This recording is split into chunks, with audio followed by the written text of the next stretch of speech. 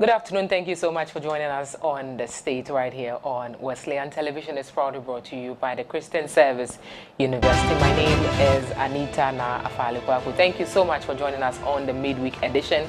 We'll be back after the break.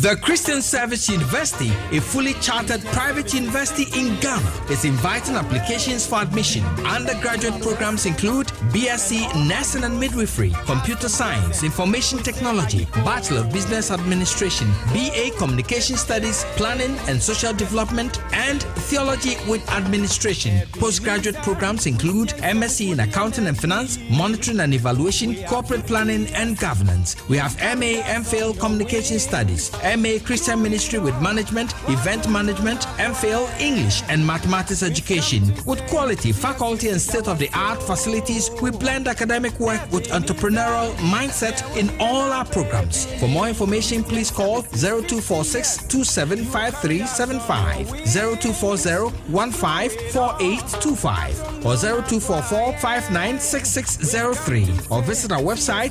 www.csuc.edu.gh. CSU is located at Odenaho Kwadaso on the Kumasi Obuasi Road, 100 meters off Star Junction. Choose CSU today to secure the future of Africa.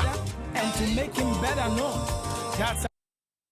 Don't call me, oh, don't call me. Ghana for Methodist Asafoma. WTV NMFN 5 years. Hooray! Now, NMFN Mafidida. WTV ADNT. Or yet, don't call me promo. And it says, Sawaya Ghana ni. Now, what business? And I do my copia open so one mudura. WTV say, yeah, Baby Cat, where you make one. And as we got on the end, yeah, Bomuda now what you mean? 2 weeks at the amount. 1,000 Ghana cedis per. I'll bet you. Way at your quanya. WTV Air Faso at the other was say, what time the chief? I'm my room pempenswa and never drink. Some promo here didn't was make a crack and I Yanunti, one you make up with some Bomu Devruno. Muntu Tumrika, Namomrai, Fred WTV, Nani Penfoning Como, Emfa don't come promo 0593 110733 and now WhatsApp 0256 253461. WTV, reaching out to the world.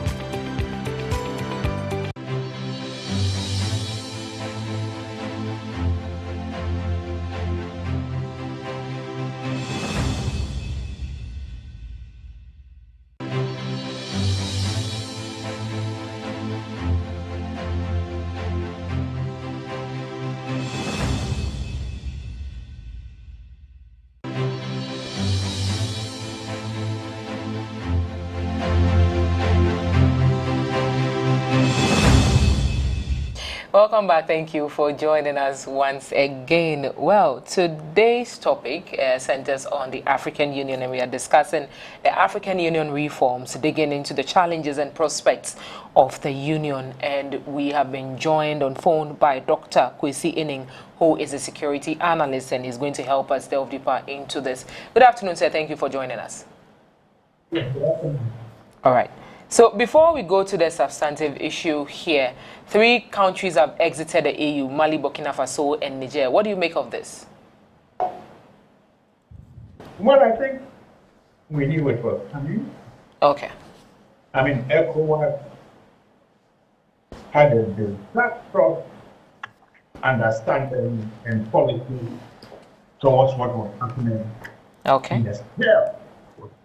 But even more importantly, Ghana's leadership of ECOWAS at that time was so uninformed and so crude that, look, we stayed in Accra, made big talk, and on 2 occasions when we were holding the chair of ECOWAS, these coup d'etats took place.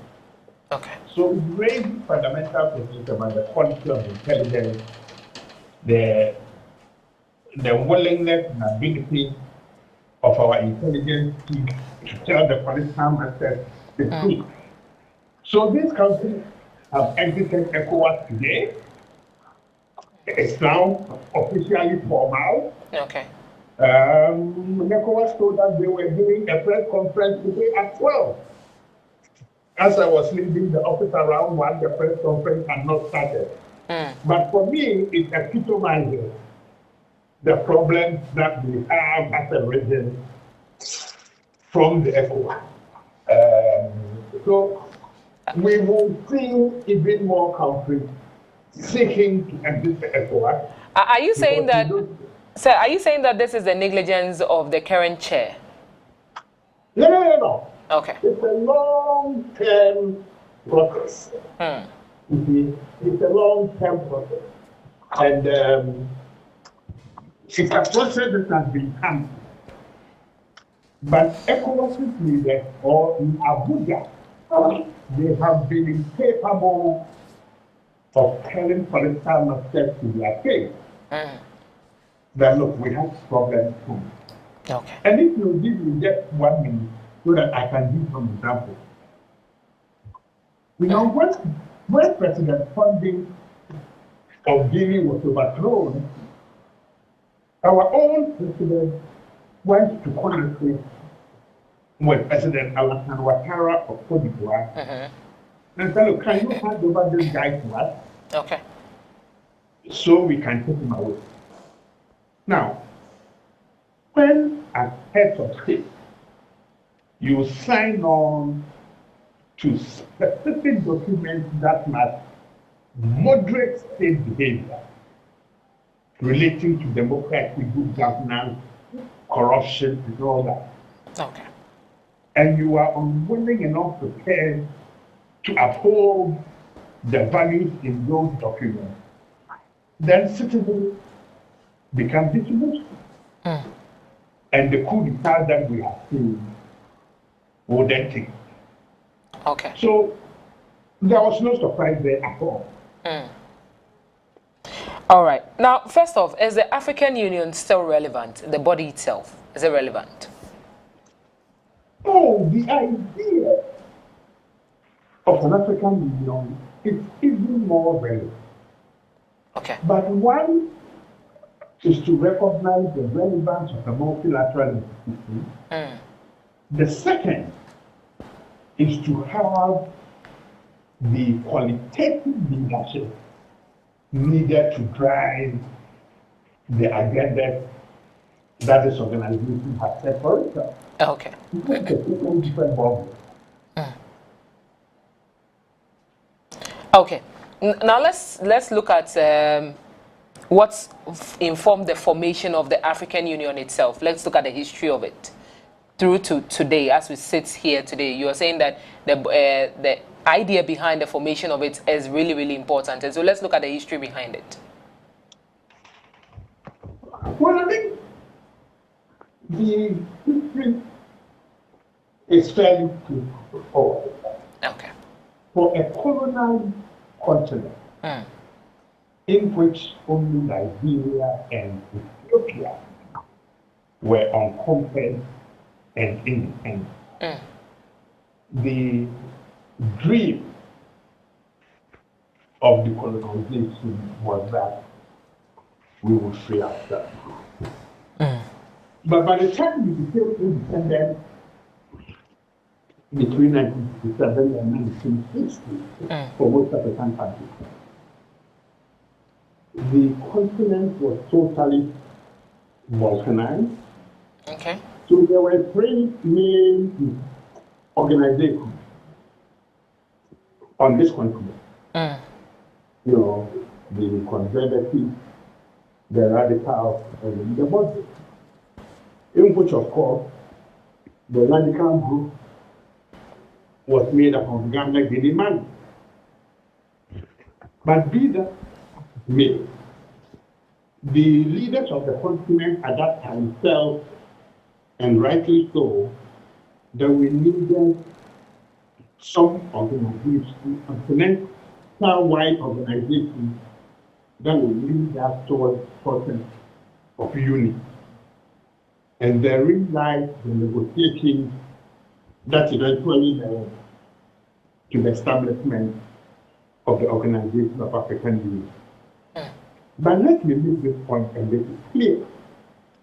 You know, Dr. Nkrumah, our first president, distracted, has always sought to present him as this monstrous human being who sought power for him.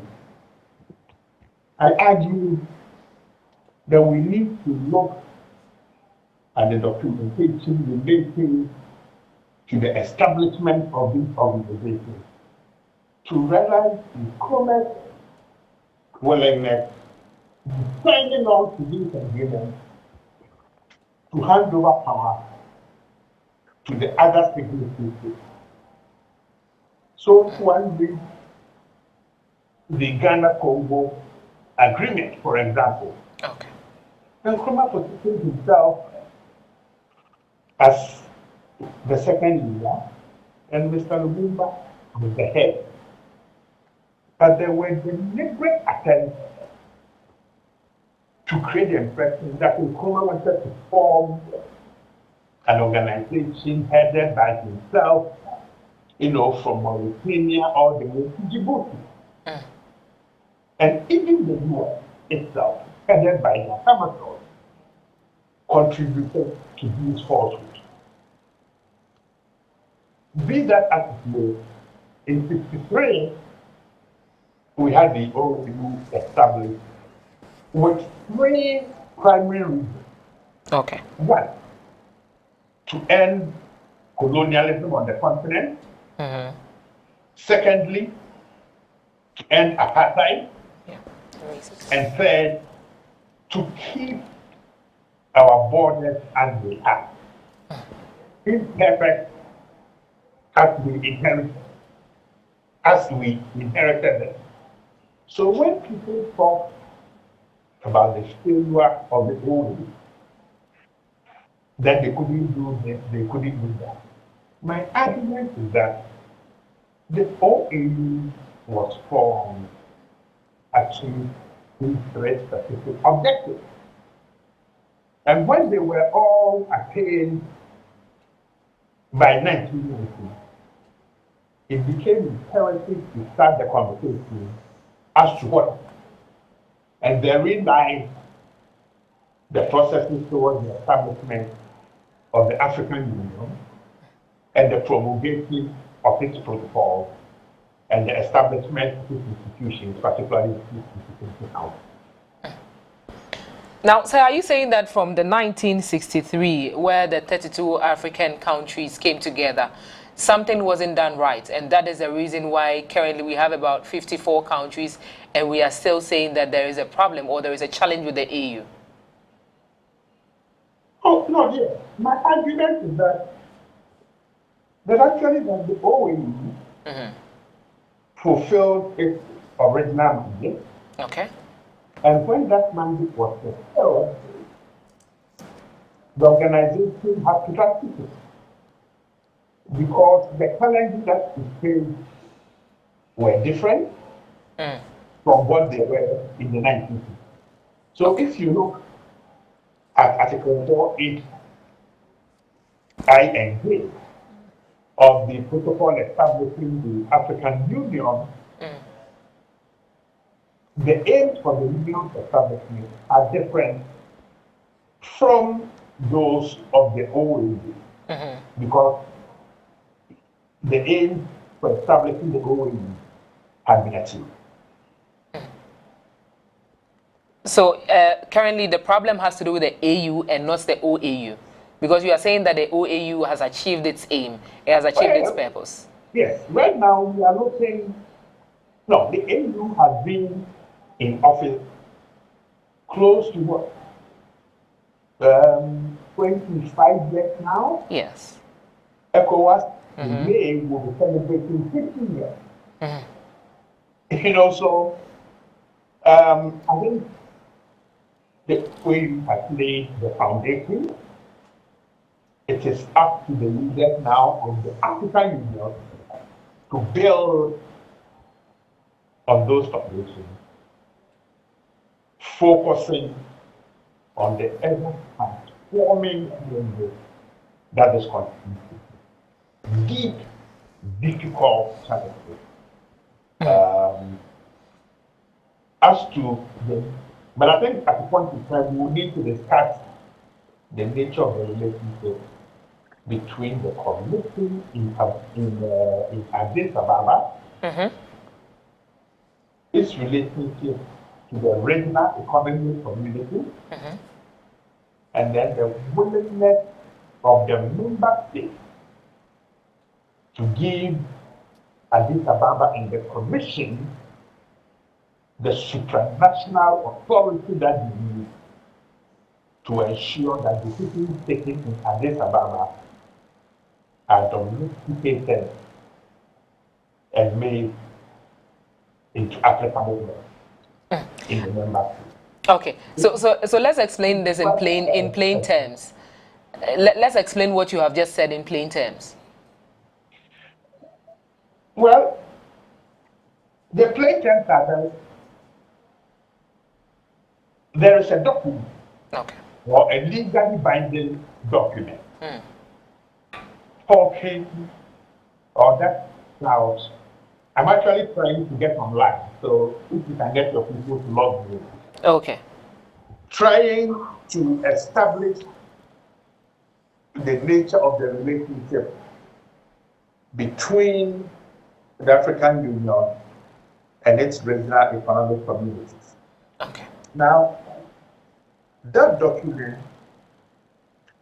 is predicated on the notion of subsidiarity. The notion of subsidiarity. All right, and so we've been speaking with Dr. 𝗟𝗜𝗩𝗘, who is a security analyst, but he has joined us on Zoom, and so we'll go straight to him again. Hello, sir. Can you hear me? Yeah. Okay. So the notion of subsidiarity is that regional economic organizations, for example, the Economic Community of West African States, are best suited to deliver the responses to the challenges that the region faces. And the African Union would then give them the cover from Addis Ababa. Okay. Now, that relationship between the African Union and the regional economic communities are fraught sometimes with tensions, with interpretations, and all kinds of other difficulties. And a classic case, for the purposes of our argument, relates to how the African Union perceived the crisis in Côte d'Ivoire, the crisis in Mali, and also the crisis in the Alliance for Sahel states. So there's quite a bit of work that needs to be done in aligning the positions and interpretations between Abuja, for example, or Djibouti, or wherever, Gaborone, where the South African Development Community's headquarters is. Okay. So that is one part of this, one part of the challenge. Okay. The other part of the challenge relates to the issues around supranationality. Supranationality basically means that all of us as member states of ECOWAS and the African Union have voluntarily given up aspects of our national sovereignty to a bigger institution so that for our own goodness and welfare, that institution will act on our behalf in certain aspects of our lives. Although on paper, ECOWAS and AU enjoy this supranationality, member states are very reluctant to actually allow the AU and its institutions to function the way that they should function. So if we take issues around corruption, issues around democracy, issues around elections, issues around popular participation, you would notice that the African Union's protocols around democracy and good governance are very clear. You cannot and must not deliberately change your constitution prior to an election that favors the incumbent regime. But of course, we know that this is blatantly done, and then the organizations are very quiet. When international institutions fail to elicit compliance from their member states, then the credibility of those institutions become hollowed out over time. That when they pass rules, regulations, its own member states and citizens refuse to follow them. And therein lies all the conflicts that we see right now on this continent. We are now seeing the horrendous crisis in Congo between two African states. We are seeing the destruction of Sudan, and there are loads of other smaller conflicts all over the place. So the real challenge, or the challenges that the African Union faces, as I've argued before, are totally different. Issues of deepening poverty. I think 2/3 of the continent are classified as being multidimensionally poor. I think there was some summit in Nairobi the last couple of days. almost about 300 million of our citizens don't have access to electricity, not to talk about clean water, quality education that makes us competitive. So the challenges are massive. It's very clear. The question is whether we have the capacity and the willingness to deliver on those challenges. Now, you mentioned that some of aspects of our lives have been given to some particular institution. What institution are you talking about here? You know, we have, when we member states signed on to the Peace and Security Protocol, and then the African Union Protocol, signing on to that document gave a part of our sovereignty to those institutions to act on our behalf. So if you look at the way the AU has this gravitas, I mean, it's the AU that speaks for us. It's a member of the G20. I mean, Ghana doesn't go to the G20, neither South Africa, Egypt, or Algeria, or Nigeria. It is the African Union that represents the continent. You know, so the Union has this authority and power that we are willingly giving to it to be able to act on our behalf. Now, you would also notice that member states send their representatives to the Peace and Security Council or as ambassadors to Ethiopia, but also to the Commission staff. And therein lies some of the challenges. But the continent does not always send its best and brightest to the Commission. That must change, in which we send some of our finest to the Commission. First, to be able to drive the agenda for change, and particularly this agenda for silencing the guns in 2063. You know, so although the AU is making some progress, it is slow and it is often overtaken by developments and circumstances around it. Now, no institution runs without a mandate, and so all that we have mentioned so far, where does the mandate of the AU stand in all of this? Well, the mandate is basically to project this continent, to lead the processes for development, help build institutions, democracy, and all that. Now, for Addis Ababa, and probably let me try to explain this to the listeners. Okay. The institutional framework is that we have the heads of states and governments that are the decision-making body for the African Union. So they will be meeting in February, and I think they meet in August or early September, twice a year, except if there is an extraordinary meeting that just took place in Nairobi. Then we have a commission that is chaired by the chairperson of the union. Right now, it's, I think, Mahamat Fakat from Chad. And then we have the commissioner parts, political affairs, peace and security.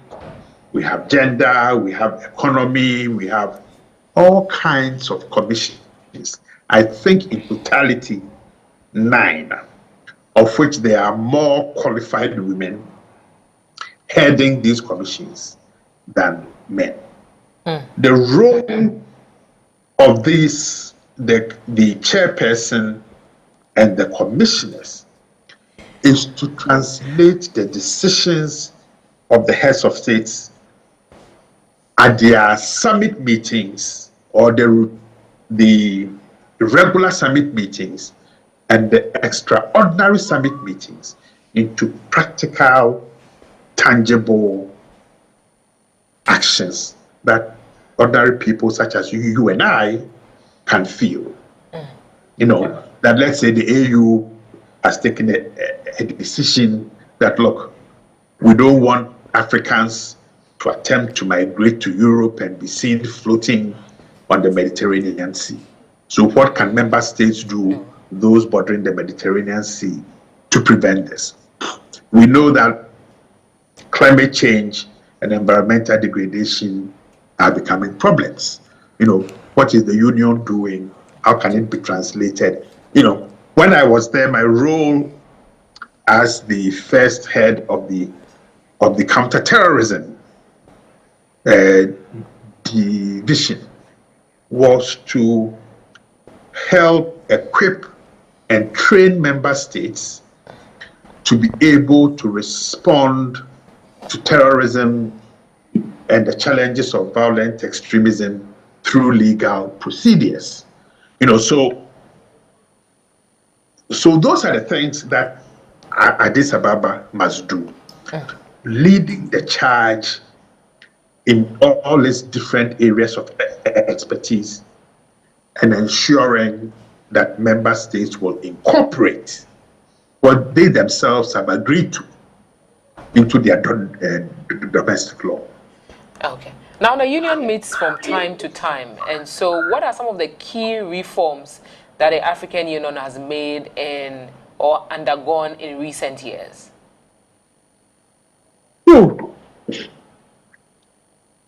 Corruption has been a problem for quite a long time. Okay. So there was the Kagame Commission that sought to look at the administrative running of the commission. To be honest, I haven't followed it very closely.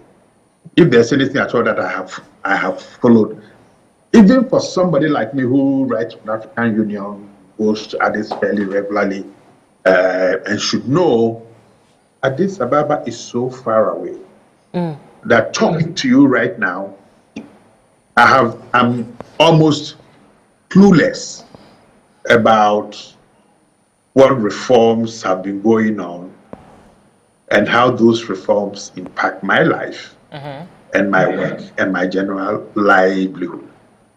And since I left Addis Ababa about 18 years ago, if I feel that there is this disconnect, then what about the close to 1 billion people on this continent who don't know where the African Union is? How do they assess the impact and what they do? So my concerns about all these African multilateral institutions is that they become a super state of sorts, hovering over the member states, and a lot of their actions either not explained in intelligible, simple language for ordinary people to understand, or that they live in a bubble where they speak to themselves. And the classic case is what I was trying to explain earlier on. West African citizens are concerned that 3 member states have left. Yeah. The sheer land mass of Burkina Faso, Mali, and Niger is about 54-55% of the totality of the ECOWAS land mass. In terms of their population, I think they're only about 8 or 9%, and their GDP, the 3 countries combined, is less than 15% of the ECOWAS GDP. Okay. Nevertheless, it is the symbolism of 3 poor countries saying we are leaving. And we know the narrative from these 3 countries much more than what ECOWAS is trying to do to bring them back. And I think it is this lacunae in our institutional capacity to explain what we are doing, what our challenges are, how best we respond to them, and how we can get citizens to support these processes. That I think is the biggest challenge that these institutions face. But I think off the cuff, I don't think I'll be able to tell you how many specific reforms are going on, because they don't mean anything to me. They don't impact my life, and I really don't spend time on it. All right. Thank you so much, sir. We would like to take a break, but earlier you were talking about the Kigali's decision on financing of the union, and so when we come back, we'll explore that as well, and we'll also talk about what to do to bring these 3 countries back into that institution or that union, so that things would go on as planned or per the decisions that were taken some years back. And so this is what we've been discussing right here. We've been discussing the African Union reforms, and we've been speaking with Doc. And so we'll go for a quick turn. When we come back, we'll delve deeper into what I earlier mentioned.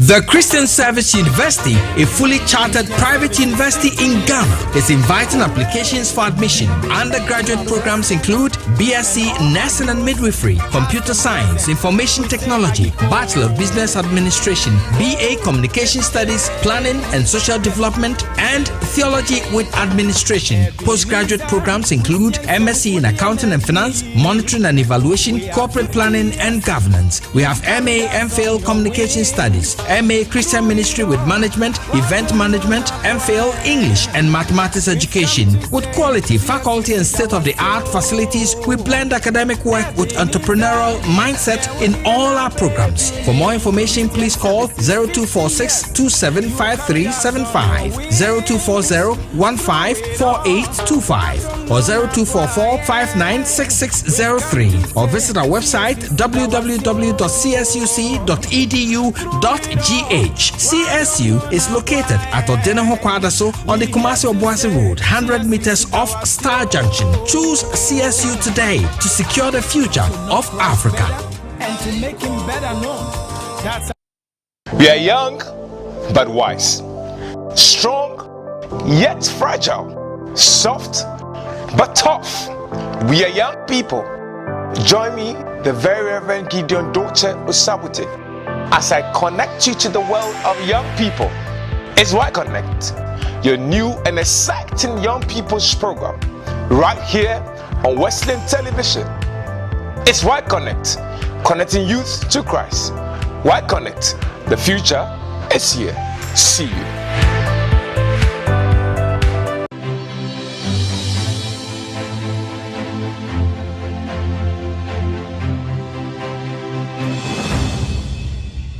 Welcome back, major thanks to the Christian Service University. You're still watching The State right here, and we've been speaking with our guest, Dr.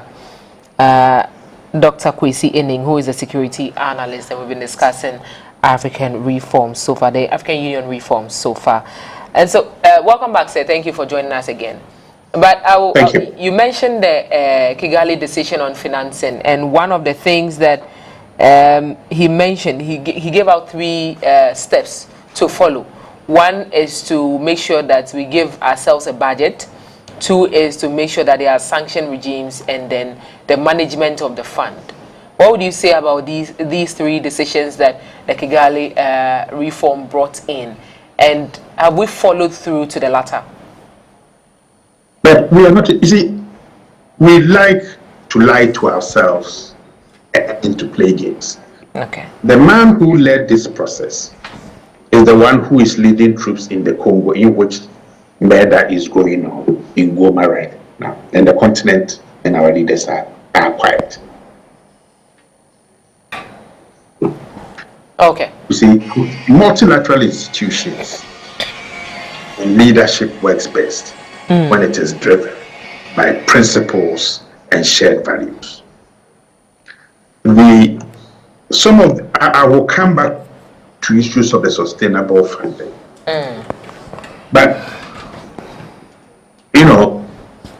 One has been my argument that there's this disconnect between the 55 or so capitals and the citizenry of this continent. And I think, if I remember correctly, they mentioned something around improving the connectivity. But we cannot improve the connectivity if we are slaughtering each other. Nkrumah's grand dream. How is the continent itself slaughtering each other? Let's look at Sudan. Let's look at what is happening in Goma right now. Okay. I mean, it is just not acceptable that right now what is happening in Goma and Sudan are going on. It's because the union doesn't have the gravitas and the nuance to say, member states, I will sanction you if you flout the rules. And I think you've spoken about sanctions regime. Yes. Sanctions regimes only work when we all apply or play by the rules. Okay? Sanctions regime, particularly when it is related to the sustainable funding or financing that you spoke about, is when we are capable of saying, look, you will have to pay, otherwise we will remove your seat from the heads of states and government meeting. ECOWAS has done it before. Okay, but on sustainable funding, because of the conflicts on this continent, we've always wanted a peace fund, and we've established a peace fund. I think less than 6% of the continent's member states, the same 5 or 6 top contributing member states to the regular budget of the African Union, are contributing to the peace fund. The European Union and its member states contribute more to the peace fund and the African Peace Facility than member states themselves. But if there's a heads of state meeting right now, there will be 54 private jets, each of them not less than $10 million on the tarmac in Addis Ababa. Okay. So the rhetorical flourishes supersedes our willingness to put the money on the table. And if somebody pays for you to protect yourself and to eat and to dress your people, the person has no respect for you. And we will see more and hear more from Mr. Trump very soon. Yes. Because there's something going around. I mean, those who do not have their papers complete and all that in the US are being asked to come back to their countries. And these people are mostly Africans. Well, some Guatemalans and people from Latin and Southern America, even Brazil, and then the Asians. You know, but we will hear more from Mr. Trump. Not after he's kicked out the migrant, he will start describing member states in specific ways. Okay, because we've opened ourselves up, and it's easy for others to look down at us and to talk down at us. So that is for the peace fund. Okay. The second relates to mediation and preventive diplomacy. You know, as one of the critical reforms that were suggested. Now, if you look at continental interventions relating to mediation and preventive diplomacy, almost 90% of them, or 95% of them, are led by people who have been part in creating the problems in the first place. Okay. You know, so we love the talking and the rhetoric much more than saying, how do we take the bull by the horn and bring about change? Then there's issues around institutional capacity. And as I've said, if you look at the regular budget of the African Union, almost all the so-called, in inverted commas, experts who work within the union are working on specific projects funded by external partners. Okay, that the union itself is not ready and willing to put its money on the table to get the continent's best and brightest to what it's about. Okay. And then we also need to, it's not just about institutional capacity. One thing they didn't talk about is the institutional culture of intolerance, of not using knowledge to drive the policy-making process. Okay. And having to say yes, Amasa, even before the sentence is finished. You know, so Addis Ababa just reflects its member states. Okay, so we need a system of meritocracy, of assessments that gets our best foot forward. Finally, it relates to peace support operations, which I think was one of the things that was also mentioned. We don't want to pay for our own peacekeepers. Okay, so right now, Goma is happening, but we are waiting for the UN Security Council to make the decisions, to find the money, to find the troops, and to find the equipment.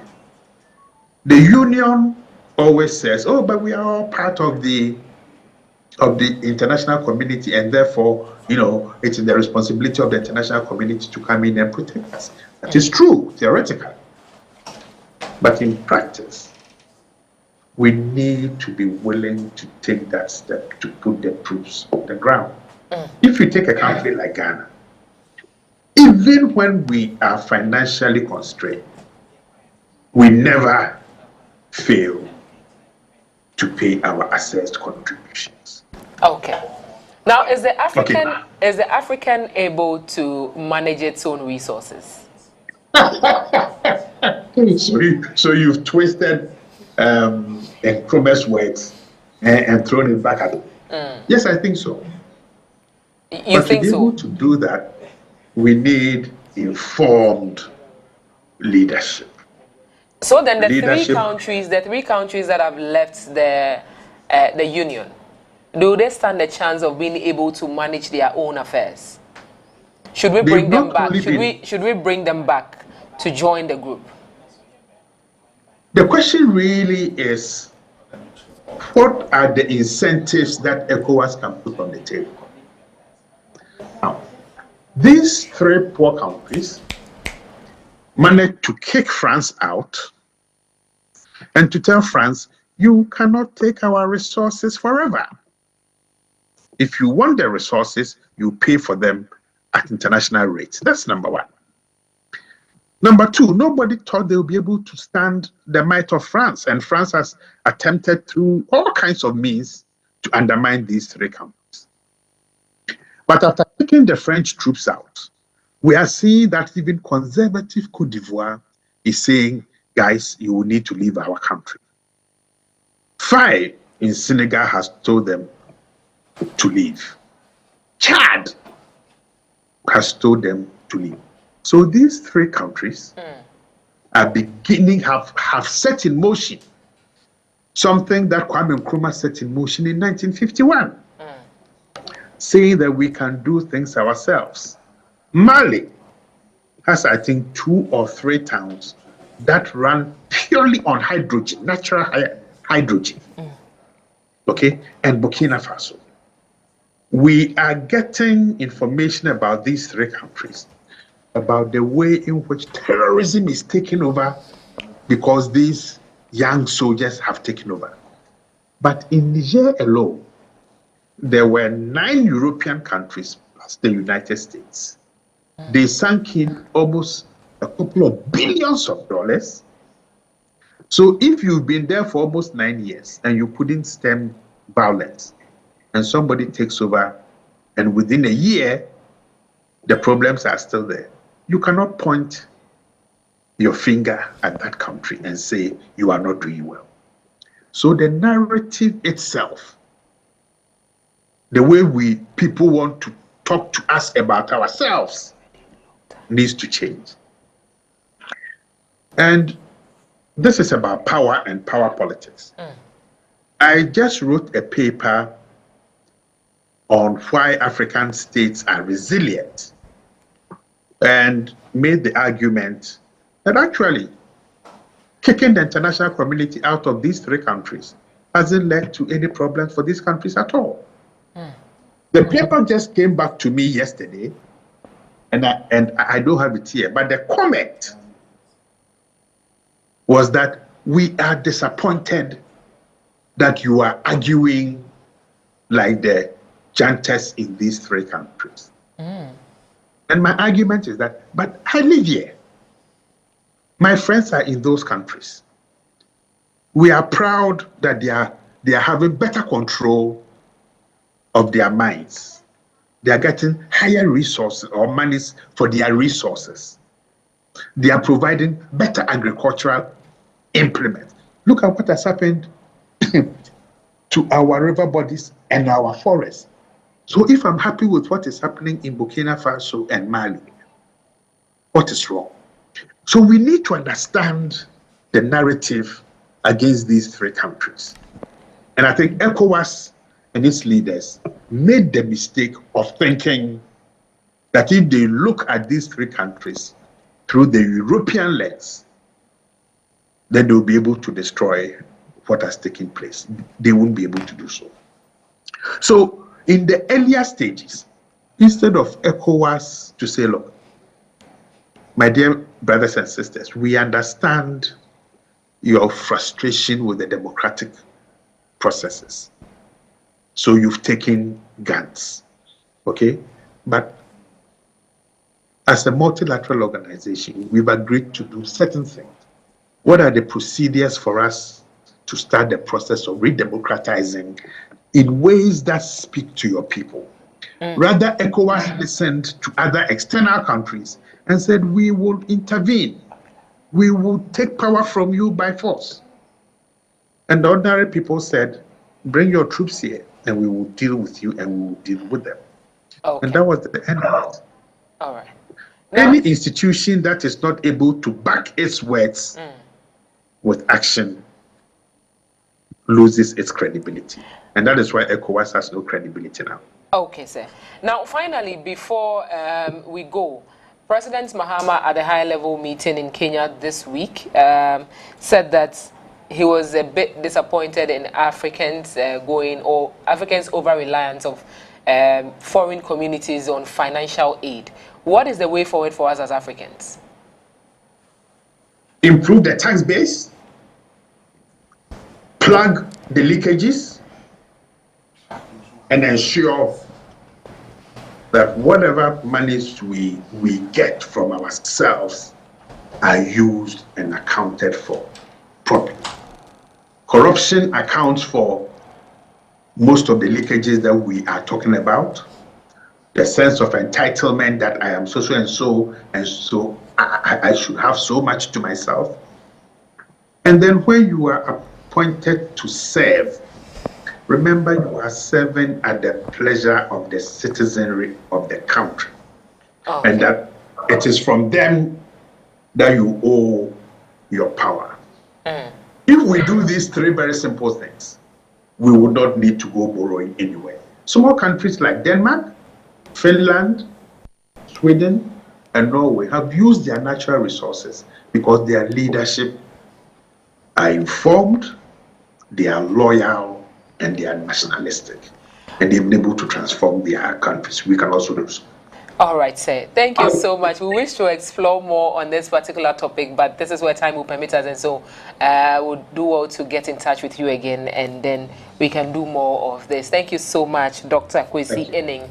He's a security analyst, and he helped us explore what the African Union reforms are. We dug into the challenges and some of the prospects we can have as a union.